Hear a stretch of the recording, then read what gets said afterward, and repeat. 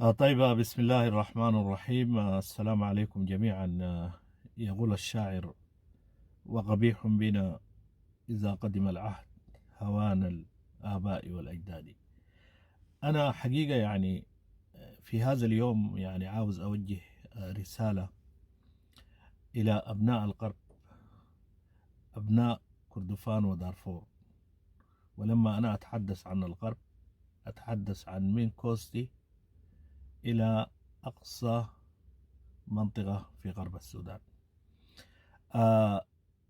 تقريبا الحرب الآن ناهزت السنتين، ولكن مع كل أسف الآن الذين أشعلوا هذه الحرب خرجوا هم وأبنائهم خارج السودان، والذي لم يخرج هو الآن قاعد في مكان آمن في مناطق الشمال أو في المناطق العسكرية التي يتمركز فيها الجيش. والآن الحرب دي بدت أكثر من سنتين. الذين يموتون هم أبناء الغرب، سواء كان أبناء الغرب بقبائلهم المختلفة، معظمهم من دارفور أو في شرق السودان في القطارف وسنار وكسلة مرورا بالجزيرة وفي كردفان إلى أن تصل دارفور. هذه الحرب لن تتوقف أبدا، لأن الذين يصنعون هذه الحرب والذين مارسوا العمل السياسي وبنوا هذه الدولة من 1967 منذ الاستغلال هم أبناء الشريط النيلي، والآن هم ليس بأغلبية، هم أقلية. لما تتحول هذه الدولة إلى دولة ديمقراطية وحكم ديمقراطي، لم يكن لهم الكلمة العليا في ميزان العمل السياسي في السودان، ولذا مصلحتهم أن هذه الدولة السودانية تستمر بالانقلابات العسكرية وتستمر بعدم الاستقلال، لأن هم الآن أبناء الشريط النيلي شغالين مع مصر، والدولة السودانية تدار بالأجهزة المخابرات المصرية وأجهزة المخابرات السودانية التي تتكون من أبناء تلك المناطق، وأبناء تلك المناطق لهم امتدادات طبيعية مع الدولة المصرية، وبالتالي مصلحتهم ومصلحة مصر في أن يستمر هؤلاء الأغلية في حكم السودان.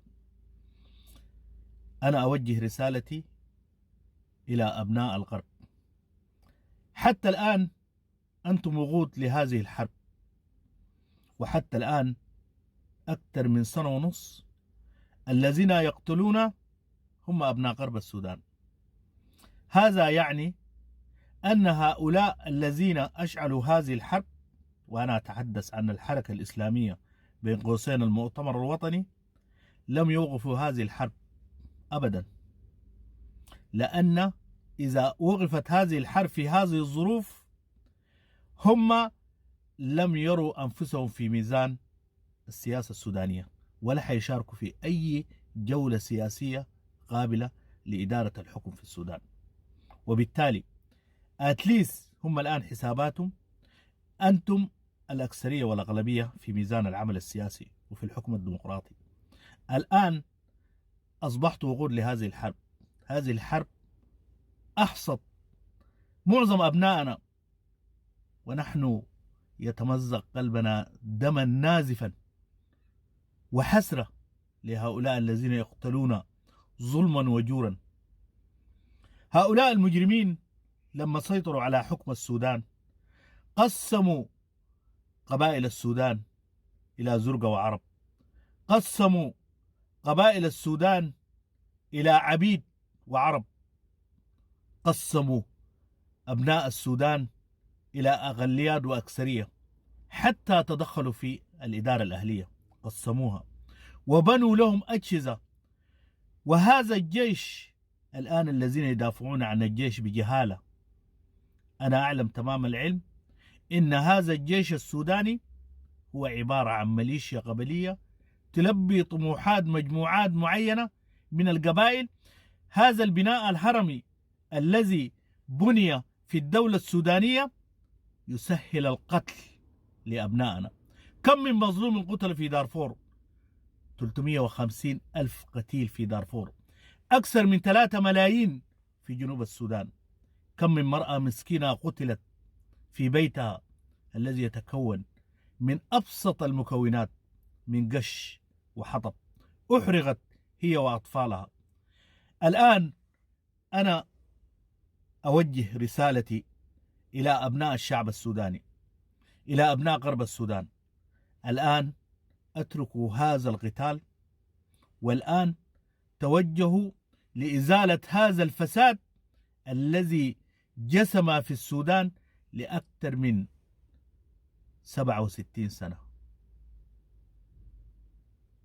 والآن الذين يبيعونهم ويشترونهم للدفاع عنهم لأن لم يكن بيدهم مال.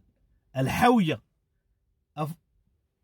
لهؤلاء الفقراء الذين أفقروهم ظلما وجورا الآن يشترونهم بالمال للدفاع عنهم. هذه الحرب أشعلها المؤتمر الوطني للحركة الإسلامية لحصاد أبناء السودان، وما زال هنالك من المغفلين الذين يضللون بإعلامهم الكاذب الذي ليس له علاقة بقيم السودان. هذا الإعلام الكاذب المضلل قتل معظم أبناء السودان، الشرفاء من أبناء السودان، الشرفاء في المؤسسة العسكرية، في قوات الشعب المسلحة والأجهزة الأمنية وقوات الشرطة، قتلوهم باسم الدين. هؤلاء المجرمين ليس لهم علاقة بالدين. وأنا رسالتي اتركوا هؤلاء المجرمين يذهبوا إلى مزبلة التاريخ من غير رجعة، وأبنوا سودان العدالة الذي يتساوى فيه كل أبناء السودان.